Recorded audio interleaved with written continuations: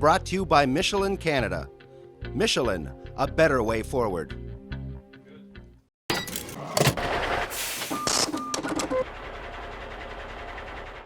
So Scott, being an owner-operator is not easy. It's a grind. Sometimes week to week, month to month, it's hard to make ends meet. And then you got to plan for your future as well, which often gets forgotten for owner-operators. So I know that recently a new option has become available to us, the tax-free savings account. Is this something that you encourage people to take advantage of? Absolutely we do. It's a great way for two things really. This tax-free savings account is something the government has brought in recently to allow people to put money away, and the concept of being tax-free, meaning any income, be that interest, capital gains, etc., are tax-free. So what we're trying to encourage people to do is to use it for your rainy day fund. We believe that it's a great place to put money away in. That's your emergency fund. It also could be a place to put money away in that ultimately would lead towards your savings towards your tax payments, like your installments, that kind of a thing. Use it for that. It's easy, cash in, cash out, move it along, and again, in today's interest rates, people aren't getting a lot of interest on their money anyways, but on the same token, if it was your rainy day fund and you was able to over some time accumulate some wealth in there, excuse me, and obtain some interest and some other earnings, it'd be a nice way to not have to pay any tax on that too. So yes, for sure, it's a great place to, again, as I preached it, and I'll do it one more time here, take your GST or HST refund that you get and bank it away into an account like that, and then have it there for, again, your emergency or for your taxes. Okay, so the truck breaks down, it's easy to get at that money if you need it sooner than you thought? Exactly, that kind of thing. That's right. It's not tied up. You can do GICs, I believe, that kind of thing in there, but you don't want to tie it up for a huge amount of time. But there's just other things and ways to do it in there that would make it easy to get in and get it out. And hopefully you'd earn $1 or $2 in the meantime. And the banks seem to be treating those accounts pretty favorably right now, so it's definitely something people should look at. That sounds like a good short-term solution. More long-term, when you start planning for your retirement, are you a believer in RSPs? Is this something that an owner-operator should be looking into?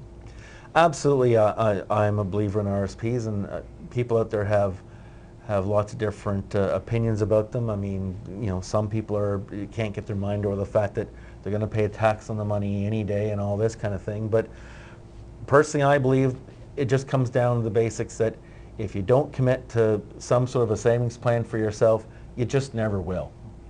I had a very smart client of mine years ago tell me, he said, Scott, I never have any money, but I always pay my bills. So it's pretty simple. If you make your future a bill, you'll pay it. So if you commit to some sort of I'm a believer in the monthly payment to your RSP, but if you're going to make it yearly too, whatever you're going to do, if you don't commit to something like that, obviously life is tough and there's always a reason why not to pay it, and you never will. So you have to commit to doing it. And good economic times and bad economic times, you appreciate all that, but this is a long haul thing that you're looking at doing. You just, again, get the proper advice with your financial people on what kind of investments to put it in. You decide the high risk or the low risk that's going to help you get through the day and that kind of thing. But ultimately, I keep reminding people the biggest ROI on an RSP is your taxes. So if you're going to take $1,000 and put it in your RSP and save yourself $250 or $350 on your taxes right now, isn't that a hell of an ROI on your $1,000? Whereas, hopefully it continues to do better inside of an RSP, a mutual fund, a GIC, whatever type of investments is in there. But the fact that you saved 25% up front, it's a great return on your investment already. And then there's CPP, which is seen as the great safety net if you don't have anything else, or hopefully it's supplementing what you do have. Have there been any changes to CPP that owner-operators should know about? Yeah, absolutely. There's changes that were introduced, I believe, about a year ago, and it starts to take effect this coming January. And that's the concept where Canada Pension Plan, of course, is meant for when you retire, and everything is triggered to the age of 65. And they've always allowed you in the past, and will continue to allow you to take it early, as early as age 60, or of course go later until the age of 70. But the important little change that they've brought into that is now not only if you start at age 60, there always was a discount factor. That discount factor is going to be increased over the coming couple of years, so you will be getting even less than you would have if someone did it a couple of years ago. You'd be getting less per month out of your Canada Pension Plan. But also in the past, once you started collecting it, you stopped paying into it. So for owner-operators in particular, lots of them over the years would, once they got to the age of 60, would look at their income level, where they were, and the fact that they could stop paying in $3,000 or $4,000 a year in the Canada Pension Plan, and in addition then would start collecting $3,000 or $4,000 or $5,000, whatever they were entitled to. Obviously that's a huge swing of money. Now that huge swing of money isn't going to happen anymore.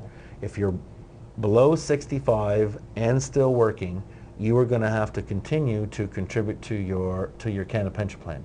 Your employer, if you're an employee, but back to just owner-operators, you're going to be contributing to that Canada Pension Plan fund, which again, in theory, you're going to get it back one day and everything else, and it will readjust your numbers once you get to 65 and what you're going to get. There will be another change and a new calculation done and all that good stuff, but it's not the same punch of savings that it used to be, where people looked at it as an additional income in, and of course less taxes, because it's part of your tax bill, less taxes and money going out at the end of the year as well. So I know everyone's situation is different, but would you say in most cases there's no longer an advantage to start collecting early? Well, again, the complicated answer, or excuse me, the simple answer to that complicated question is, when are you going to die? Because that's the only way you're going to know if you should be taking it early or waiting until you're later, obviously. Again, you can only make the decision for where you are in the moment. So I know to be quite honest, it's a mixed bag. Our clients are all over the place on taking it early, waiting until they're 65, again, doing the old pro-con list, whatever makes sense to you. In today's world, most people seem to be working for sure until they're 65 anyways, so most people at this point in time, I think, are trying to hold on and collect it just at the 65 and just keep working hard and doing all the right things to get there, to be financially healthy and healthy otherwise, so that they can get to 65 and hopefully enjoy some retirement years. Well, we've covered a lot of ground over the course of this video series, right from setting up your business right through to retirement. And the theme that you kept repeating is to stay organized and get the help that you need and the advice that you need. Any other closing thoughts as we conclude here? Well, I guess really just two things. Let's say getting organized is critical, getting the advice, but then people have to realize that with any decision that you make, there is no perfect answer. I'll keep repeating that.